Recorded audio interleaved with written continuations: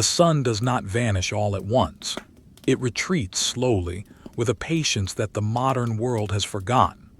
Above the city of Rome, the sky is turning a pale, washed-out violet. There is no urgency in the transition. The day is simply exhaling, letting go of the heat that has baked the stones of the streets for hours. You do not need to remember exactly where we are. You do not need to visualize the map of the empire. Just know that we are standing near the banks of the river Tiber. The year is unimportant. The exact date is lost to time. It is simply an evening like 10,000 other evenings before it. Listen to the sound of the water. The Tiber is not a rushing, angry torrent tonight. It is heavy. It is slow. The water is a dark, murky green, moving sluggishly toward the sea, carrying with it the silt and the soil of the hills. It laps against the stone embankments with a rhythmic, soft slap. Slap, pause, slap, pause. It is a hypnotic sound. The water creates small eddies near the wooden pilings of the bridge. Watch the water swirl, round and round. A small leaf, perhaps fallen from a willow tree upstream, is caught in the current. It spins slowly, once, twice. Then it drifts on, vanishing into the shadow of the bridge. There is nothing you need to do right now. There is no one expecting anything from you. The city is beginning to close its eyes. Look across the river. There lies the island, the Tiber Island. It sits in the middle of the water, shaped like a great ship of stone. This is the place mentioned in the stories, the place where the sick are brought. But tonight there are no cries. There is no suffering visible here. There is only the stillness of the stone temples. The temple of Aesculapius stands there, its white columns turning gray in the fading light. The air around the island is still. Perhaps, inside the porticos, people are lying down on straw mats, hoping for a dream that will heal them. They are closing their eyes, just as you might close yours. Their breathing slows down to match the rhythm of the river. In and out, in and out. Let us walk away from the river bank very slowly. We are walking on the via, the road paved with large, flat polygonal stones. They are smooth, worn down by the sandals of millions of people over generations. Feel the solidity of the ground beneath your feet. The stones are still warm from the sun, retaining the heat even as the air grows cool. To our left there is a wall. It is an old wall built of tufa blocks, rough, porous volcanic stone. Run your hand along the surface in your mind. It is scratchy, dry, and solid. In the cracks between the blocks, small patches of moss have grown. They are soft, velvety spots of green that no one notices, but we notice them. We have time. A man is walking ahead of us. He is not a soldier, he is not a senator, he is just a baker, perhaps, or a tanner. He wears a simple tunic, the wool coarse and undyed, the color of oatmeal. He walks with a heavy, tired step. His sandals make a distinct sound on the stones. Scuff, clack, scuff, clack. He is carrying a basket. It is empty now. His day is done. He does not look left or right. He is thinking only of a bowl of pottage and a straw mattress. There is no drama in his life tonight, no grand destiny, just the simple, comforting repetition of putting one foot in front of the other to get home.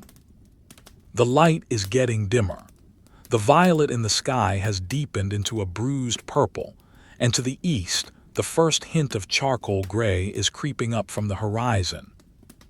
On the corner of the street there is a small shrine. It is humble, a small niche carved into the wall of an apartment block, an insula. Inside the niche there are two small figurines made of clay. They are the Lares, the guardian spirits of the neighborhood. Someone has placed a small offering there earlier in the day. A few spelt grains, a shriveled olive. Next to the offering, a small oil lamp has been lit. Focus on the lamp. It is a simple terracotta vessel, small and round. The wick is floating in olive oil. The flame is tiny. It is a teardrop of orange light in the growing gloom. It flickers slightly in the gentle breeze coming off the river. Watch the flame, it dances. It creates shadows that stretch and shrink on the rough stone wall behind it. The smell of the burning oil is faint but distinct. It is a warm, earthy smell.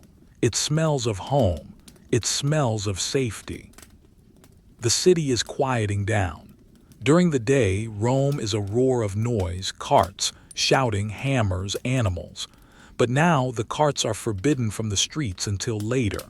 The shouting has turned to murmurs. The hammers have stopped. We pass an open doorway. Inside, it is dark, but we can hear the sounds of a household settling for the night.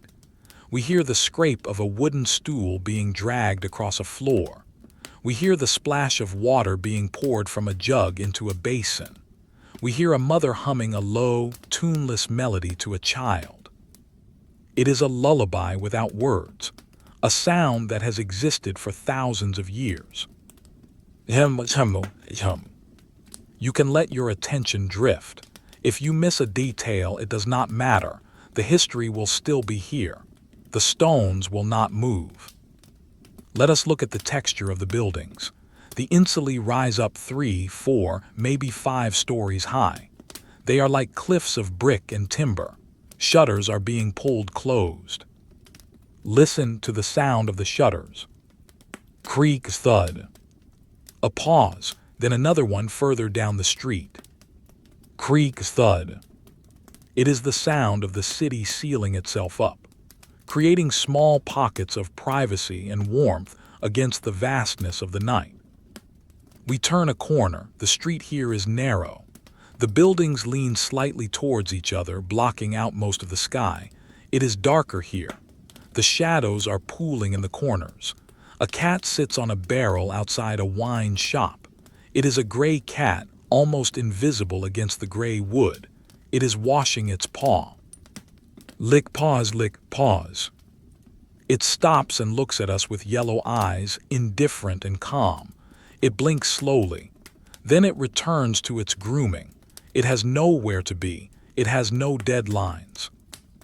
The wine shop is closing. The owner is a heavy-set man with a beard. He is wiping down the marble counter with a rag. The counter is stained with rings of red wine. He wipes in circles. Swish and swish and swish. The movement is repetitive. He is tired, but his rhythm is steady. He lifts a wooden board and places it over the front opening of the shop. He slots it into the grooves, then another board, then another.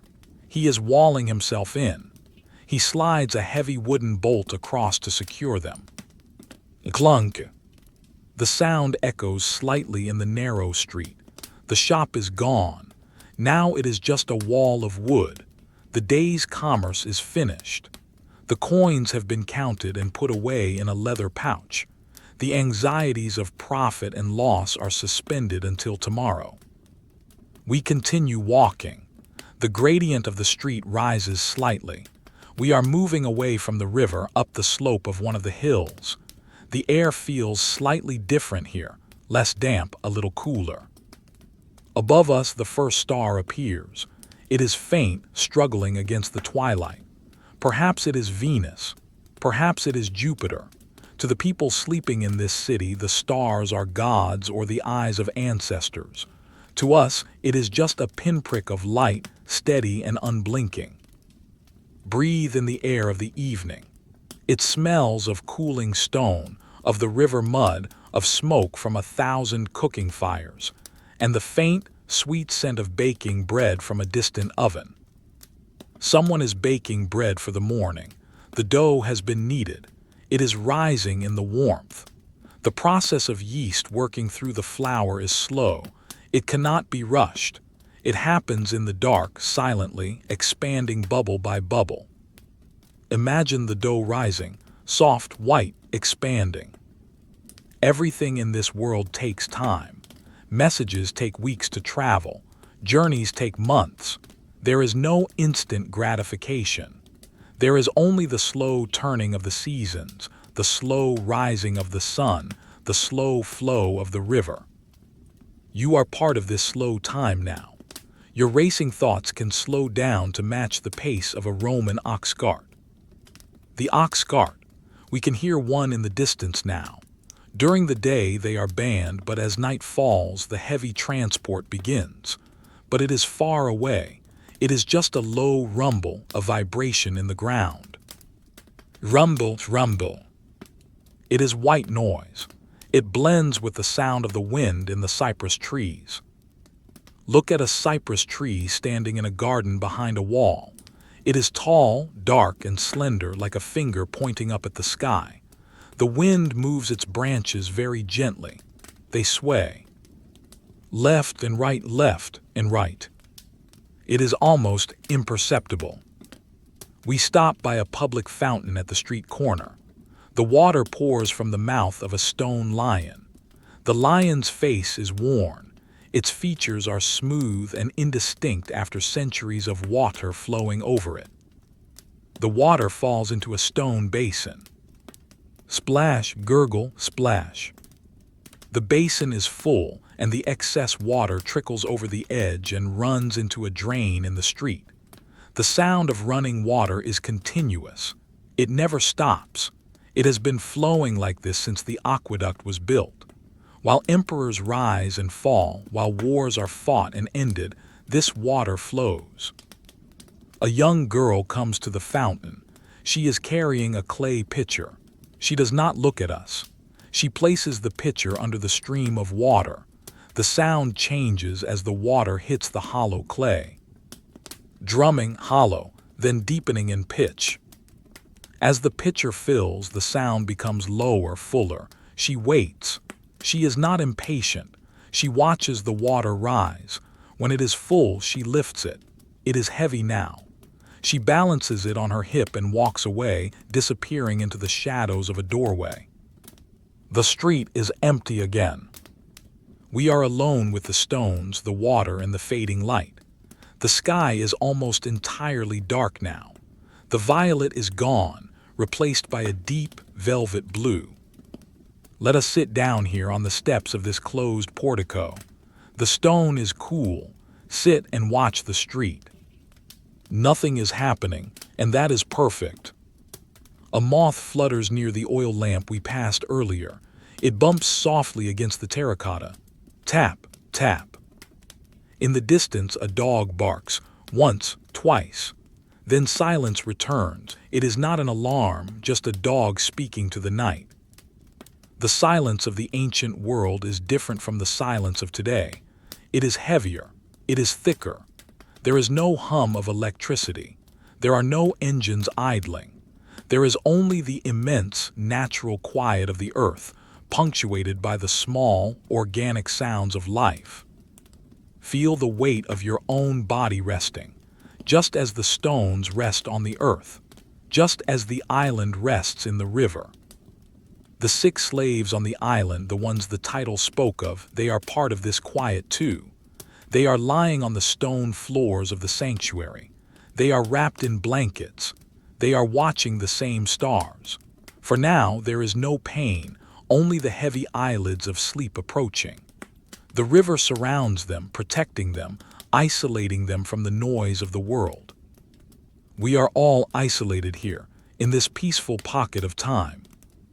The night watch, the vigils, might be starting their patrol soon, but they are not here yet. For now, the streets belong to the wind and the shadows. Look at the shadows.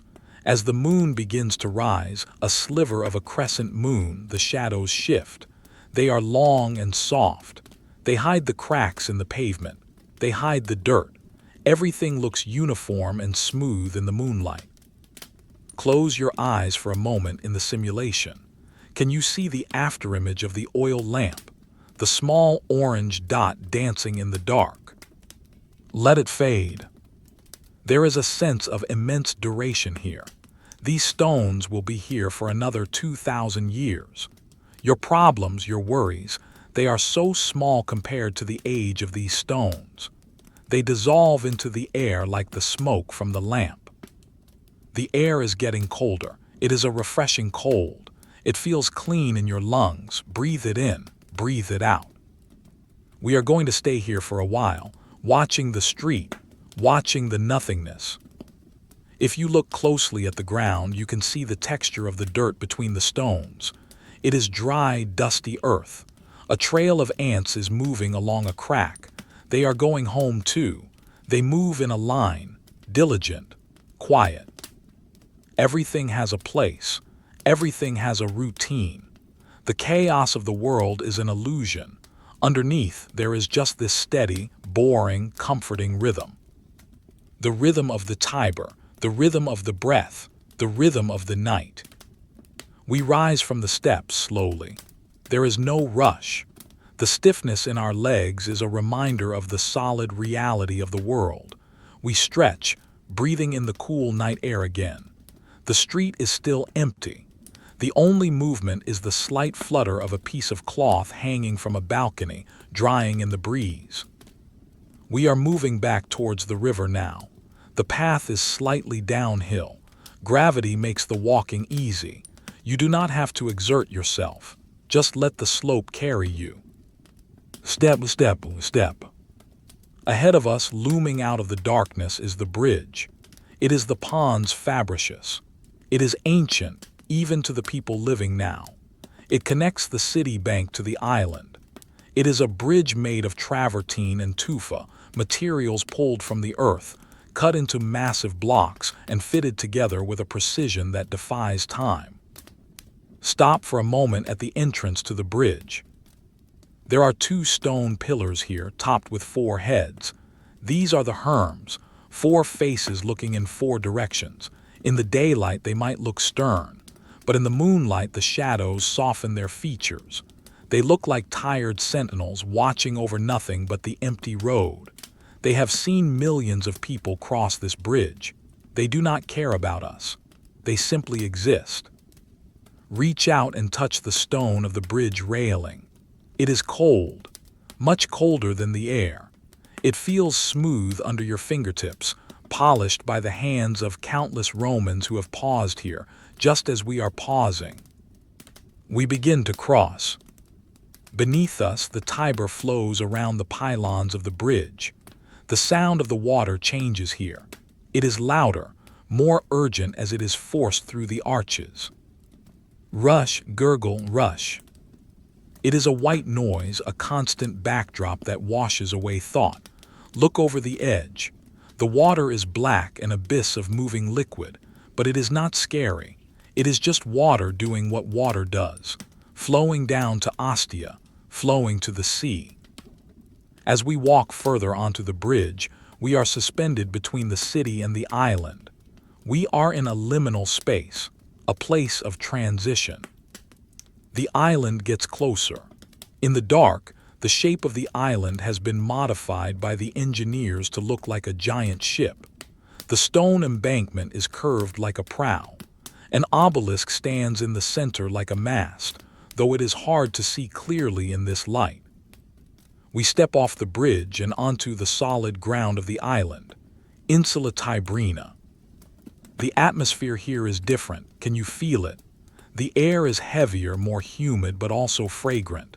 It smells of the river mud, yes, but also of something else. Something herbal, sharp and clean. It is the smell of the healing sanctuaries. We walk through a gate. There are no guards challenging us. The island is open to those who need it. The ground here is paved with white marble, glowing softly in the starlight. We are entering the precinct of the temple of Aesculapius, the god of healing. This is the destination for the sick, the weary, and the broken. And here they are. Under the long colonnades that line the courtyard, there are rows of sleeping figures. These are the people the stories talk about. The slaves who were too old to work, the sick who could not be cured at home. They have been brought here. But look closely. There is no horror here tonight. There is only rest. They are lying on pallets filled with straw. They are wrapped in thick wool blankets. Some have brought their own. Others have been given coverings by the temple attendants. In the dim light, they look like mounds of earth, motionless and peaceful. Walk softly, we do not want to wake them. Quiet step, quiet step. A man is sleeping near the nearest column. His face is weathered, lined with the deep wrinkles of a lifetime of labor in the fields. His beard is gray and coarse. His mouth is slightly open. He is snoring softly. R-R-R, S-H-H-H, R-R-R, S-H-H-H. It is a rhythmic, comforting sound. It is the sound of a body repairing itself. He is not in pain right now. He is deep in the realm of Hypnos, the god of sleep. Perhaps he is dreaming of a field of wheat, golden in the sun, where he does not have to work, only watch the wind blow. Next to him lies a younger figure, curled into a ball. Their breathing is shallow but steady. A small clay cup sits on the floor beside their head, containing the dregs of a medicinal tea. The island was once a place of abandonment, yes, but it became a place of refuge, a place where the obligations of the world stop.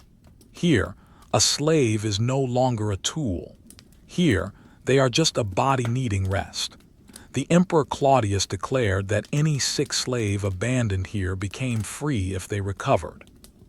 But tonight, politics do not matter. Freedom and slavery are abstract concepts. The only reality is the warmth of the blanket and the coolness of the stone floor. We move deeper into the courtyard. In the center stands the temple itself. The doors are closed. A small altar stands in front of it. There is a figure moving near the altar. Let us watch him. He is a temple attendant. He wears a white linen tunic that reaches his ankles. He moves with a slow, practiced grace. He is not in a hurry. He has done this every night for 20 years. He is holding a long pole with a small hook on the end. He is checking the hanging oil lamps that are suspended between the columns. Watch his routine. He stops at a lamp. He lowers the pole.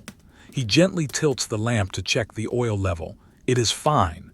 He moves to the next one. Step, lift, check, lower. Step, lift, check, lower.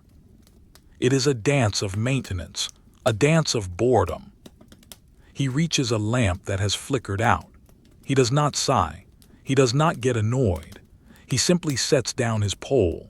He reaches into a pouch at his belt and pulls out a small flask of oil. He pours the oil, a thin, golden stream. Then he takes a small ember from a metal pot he carries. He touches it to the wick. Flicker, flare, steady. The light returns, a small sphere of warmth in the cool blue night. He picks up his pole and moves on. We are just watching him work. There is something deeply satisfying about watching someone else do a simple, repetitive task. You do not have to help him. You do not have to supervise. He knows what he is doing. The smell of burning herbs is stronger here. Near the altar, a brazier is smoldering. Sage, rosemary, frankincense. The smoke rises in a thin, straight column until it hits the breeze from the river where it disperses. Watch the smoke. It curls and twists. It forms shapes that vanish as soon as they appear. The silence on the island is profound. The noise of the city on the other side of the river feels miles away. Here, the dominant sound is the water surrounding us on all sides. We are on a ship of stone, anchored in the stream of time. Let us sit on a stone bench near the wall. The wall is warm, retaining the last of the day's heat.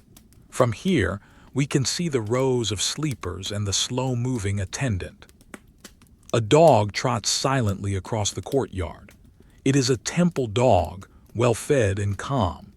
It approaches one of the sleeping figures, sniffs at a hand hanging off the pallet, and then curls up at the foot of the bed. It rests its head on its paws and closes its eyes. Even the animals here are at peace. Look up at the columns of the temple. The moonlight catches the fluting, the vertical grooves carved into the stone. The contrast between the illuminated white stone and the dark shadow in the grooves creates a pattern of stripes. White, dark, white, dark. Run your eyes along the pattern. Count the flutes if you like, or don't, it doesn't matter. 1, 2, 3, 4. Your eyelids might feel heavy like the stone. That is good. The attendant has finished his round. He disappears into a small side door. The door closes with a soft thud. Now we are truly alone with the sleepers. The wind picks up slightly, rustling the leaves of a laurel tree growing in a pot. The leaves are stiff and waxy. They make a dry, clicking sound as they brush against each other. Click, rustle, click. It is a dry sound, a desert sound. Imagine the lives of the people sleeping here. Their days are usually filled with carrying, digging, scrubbing, obeying. But tonight, their only job is to breathe. Inhale, exhale. The chest of the old man near us rises and falls. The wool blanket moves with him. It is a landscape of fabric, hills and valleys of wool shifting gently. We can stay here for a long time, just watching the breathing. There is a sense of safety on this island. The water acts as a moat. The gods act as guards. The night acts as a blanket. Nothing bad can happen here tonight. The history books might talk about cruelty, and surely it exists, but in this specific moment, in this specific square of reality, there is only quietude. A small bird, disturbed from its roost, flutters down from the roof. It lands on the marble floor. It hops once, twice. It looks around. It pecks at an invisible crumb. Then it flies back up into the shadows of the eaves. The movement was quick, but the stillness that follows feels even deeper. The river water slaps against the stone prow of the island. Slap, wash, slap, wash. It is the heartbeat of Rome. It never skips a beat. You can let go of your need to understand the layout. You can let go of the need to know the names of the gods. Just be a pair of eyes in the dark. The moon is moving across the sky, slowly. So slowly you cannot see it move. You can only see that the shadows have shifted a few inches to the right since we arrived. Time is measured in inches of shadow here. The air is getting damper. A mist is starting to rise from the river. It curls over the stone embankment, white and ghostly. It softens the edges of the world. The columns of the temple look less solid now, as if they are dissolving into the mist. Everything is becoming soft. Everything is losing its hard edges. The sleeping man shifts. He mumbles something in a language we do not know, perhaps Greek, perhaps Gauls, perhaps a language from the mountains of Asia Minor. It is just a sound. He turns over, pulling the blanket tighter around his shoulders. He settles back into silence. We are witnessing the most universal human activity, sleep. It connects the emperor in his palace to the slave on this island. When they close their eyes, they go to the same place. The mist thickens. The light from the oil lamps becomes hazy, surrounded by glowing halos of moisture. The scene is becoming a painting, still and blurred. We rest, we wait, we exist. The night is long, and we have nowhere else to go. We leave the island behind. The bridge fades into the mist as we step back onto the mainland. The city of Rome is vast, a sprawling labyrinth of stone and brick, but tonight we are focusing on just one small part of it. We are moving away from the river, walking up a gentle incline toward a residential district. The noise of the water recedes. It becomes a distant hum, a memory of a sound rather than the sound itself. Here, the streets are narrower. The buildings are taller. We are walking between the high walls of private homes. There are no windows on the ground floor of these houses. They are fortresses of privacy. The Romans built their lives facing inward, away from the street, around a central heart of light and air. From the outside, there is only blank masonry, cold and impenetrable. Run your hand along the wall as we walk. It is plaster over brick. It is cool to the touch. It is slightly damp from the night air. It feels solid, unmoving. We stop in front of a large pair of wooden doors. They are made of oak, dark and heavy with age. They are studded with large bronze nails. The bronze has turned green with time, a patina of history. There is a heavy iron knocker in the shape of a lion's head, but we will not use it. We will not disturb the silence. Imagine the door opening for us, silently, on well-oiled hinges. Slide open. We step inside. We are in the fauces, the throat of the house. It is a narrow corridor that leads into the main hall. The floor beneath our feet has changed. We are no longer walking on rough paving stones. We are walking on a mosaic. Look down at the floor. In the dim light, you can see the pattern. Thousands of tiny square stones, tesserae laid by hand, black and white. They form a geometric pattern, a meandering line that turns back on itself over and over again. Trace the line with your eyes. Forward, turn, back, turn, forward, turn. It is an endless loop, a labyrinth with no center and no exit. It is soothing to follow. It requires no thought, only observation. We step into the atrium. This is the heart of the Roman house. It is a large, high-ceilinged room. The roof is open in the center, a square aperture called the compluvium. Through it, we can see the square of the night sky. The stars look different from here, framed by the dark edges of the roof. They are like a painting on a ceiling that stretches to infinity. Directly below the opening is a shallow pool, the impluvium. It is rectangular, lined with marble. It is designed to catch the rainwater. Tonight it is not raining, but there is water in the pool. It is perfectly still. It acts like a black mirror, reflecting the square of the sky above. Walk to the edge of the pool. Look into the water. You can see the moon reflected there, a small, trembling disk of white light in the black water. Wait! A single drop of water falls from the roof tile. Condensed mist. It falls. It takes a long time to fall. Plip! The drop hits the surface. The reflection of the moon shatters. Ripples spread out from the center, perfect concentric circles, ring after ring after ring. They move slowly toward the edges of the pool. They hit the marble sides and bounce back, creating a complex, gentle interference pattern. Watch the water settle. It takes time. The ripples get smaller. The surface becomes glass again. The moon returns whole and still. The silence in the atrium is different from the silence outside. It is an interior silence. It is held in place by the walls. It smells of beeswax polish and old wood. On the walls there are frescoes, paintings on the plaster. In the daylight they are bright reds and ochres depicting scenes of gardens or myths. But now in the near darkness they are just shapes, ghosts of color. To your left, a wooden cupboard stands against the wall.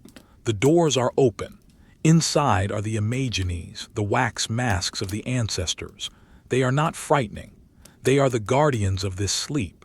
They have been watching this house for generations. They have seen thousands of nights just like this one. Their expressions are calm, molded from faces that have long since stopped worrying about the world. We move past the atrium, deeper into the house. We enter the tablinum, the study. It is an open room, a passage between the front of the house and the back. There is a large wooden chest here, bound in iron. It contains scrolls, records, accounts, but the lid is closed. The work is hidden. The numbers do not matter tonight. We step out into the peristyle. This is the garden within the house, an open courtyard surrounded by a colonnade of pillars. The air here is fresh. It smells of damp earth and greenery. There are rows of columns, white marble. They glow ghostly pale in the moonlight. Walk along the colonnade. Step, step, step. The floor is smooth concrete, polished to a shine. In the center of the garden there are bushes and small trees, boxwood hedges, trimmed into neat shapes. They are dark masses against the gray gravel of the paths. There is a small fountain here, but the water has been turned off for the night to save the pressure. There is only a small trickle leaking from the spout. Drip, drip, drip. It lands on mossy stones. The moss is thick and soft. It absorbs the sound. A statue stands in the corner of the garden. It is a statue of a nymph. She is frozen in marble holding a pitcher. She has been pouring water for 100 years. She never gets tired. She never moves. She is the embodiment of stillness. We walk past the garden to the service quarters at the back of the house. The culina, the kitchen. Here there is a little more warmth. A fire is banked in the hearth, glowing embers covered with a layer of gray ash to keep them alive until morning. The heat radiates softly into the room. It is a cozy, dry heat.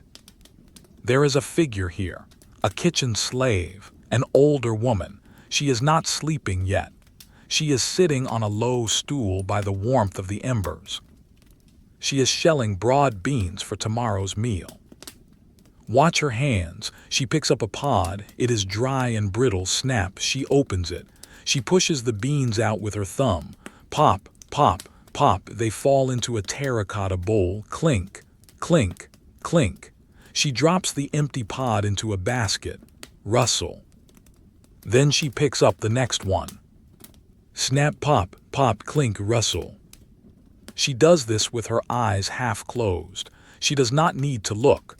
Her hands know the shape of the beans. Her hands know the rhythm. It is a muscle memory ingrained over decades.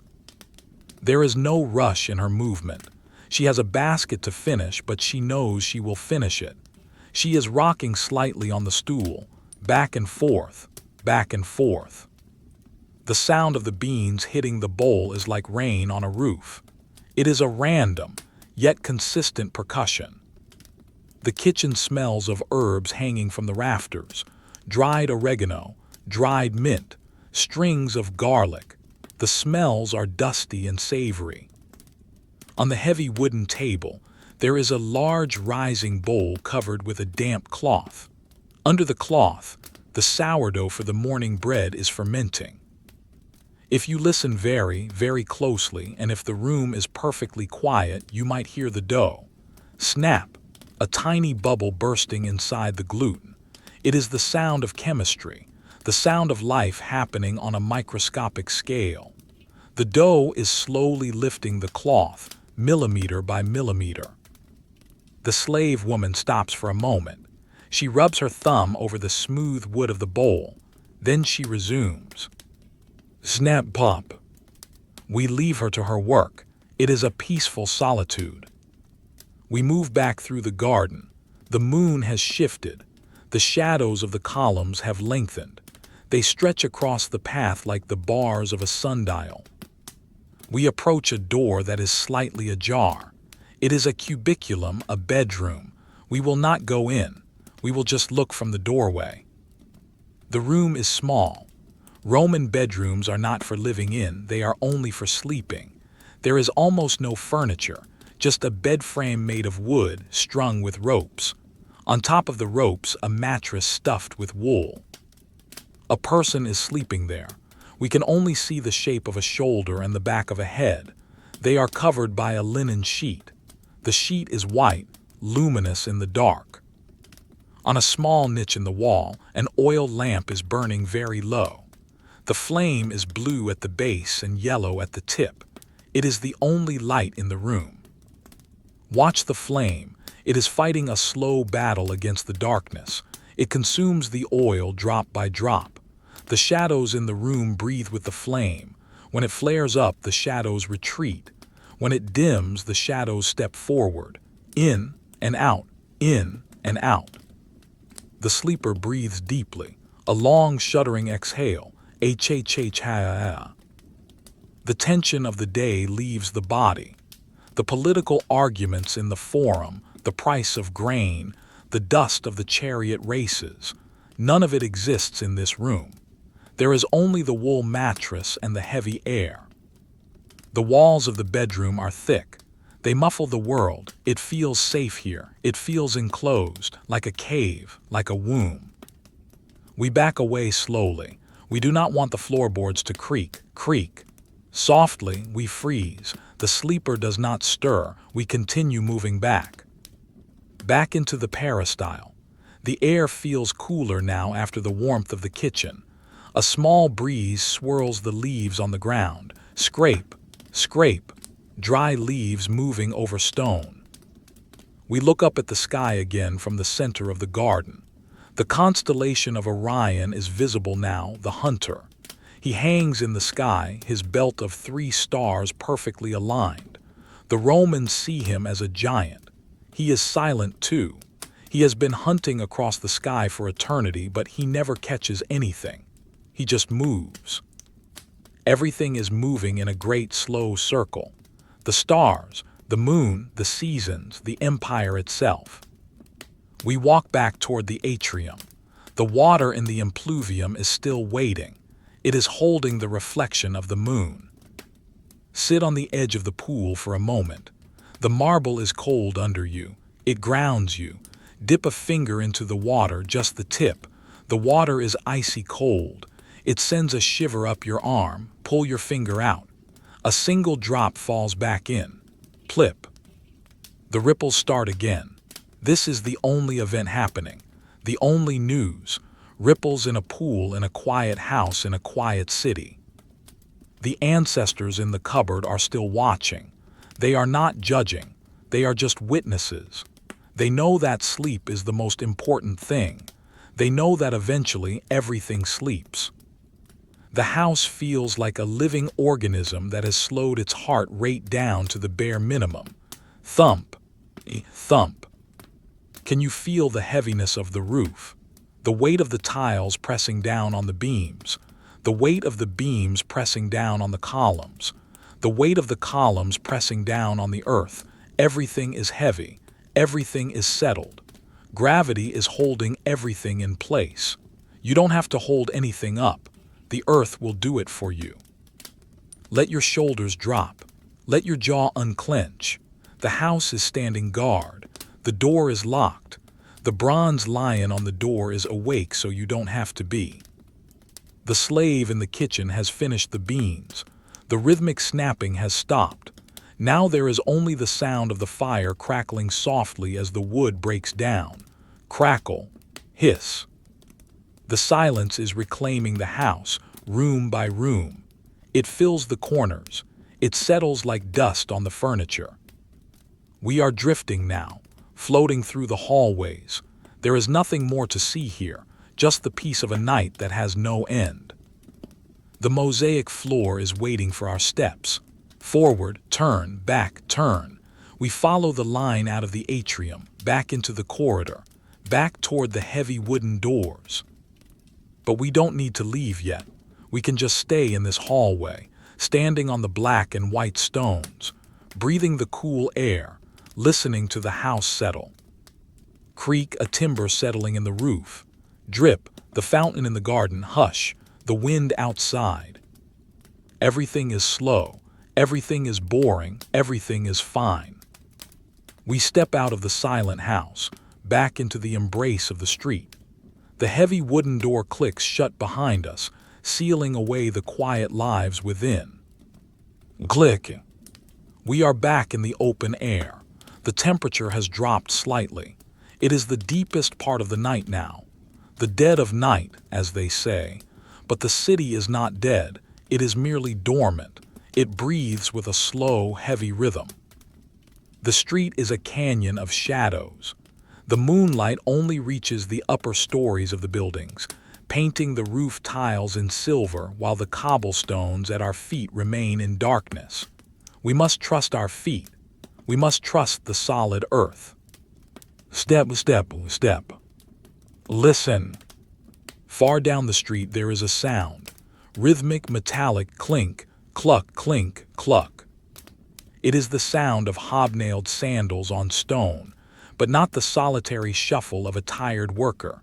This is a group, moving in unison, but slowly. It is the vigils, the night watch. We stand back against the wall to let them pass. The rough brick presses against our backs. We are invisible shadows in a city of shadows. They appear around the corner. 4 men. They carry torches, but the flames are kept low just enough to see the ground.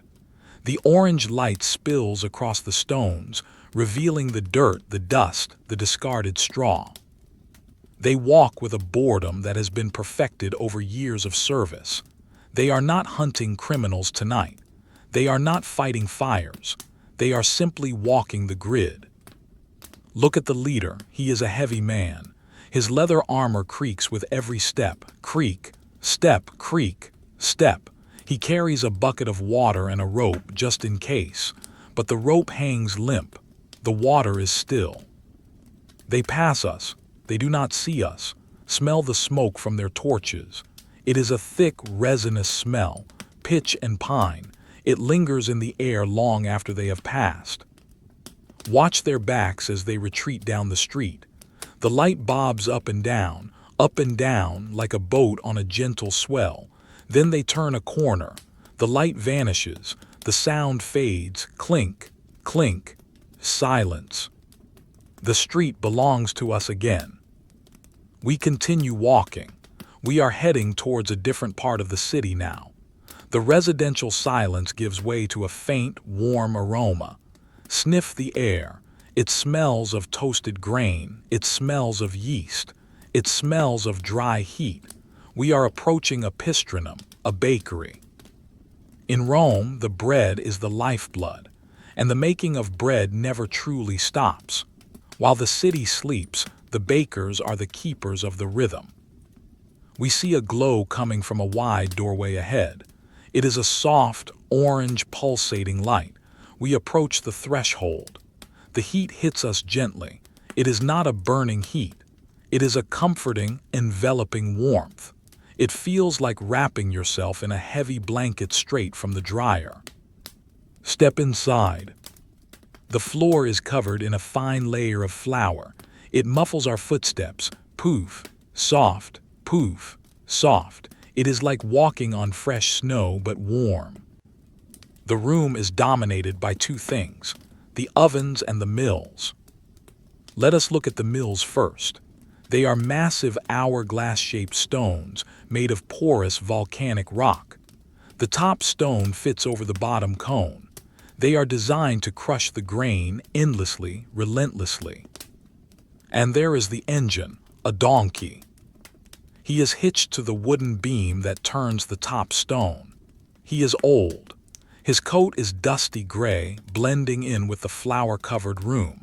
He wears blinders so he does not get dizzy, or perhaps so he does not worry about where he is going. He is not going anywhere. He walks in a circle, a perfect, endless circle. Watch his hooves, clap, pause, clap, pause. He knows the path. He has walked this circle 1,000 times. There is a rut worn into the floor where he walks. He fits into the groove of the world. The sound of the stone grinding against stone is a low rumble. It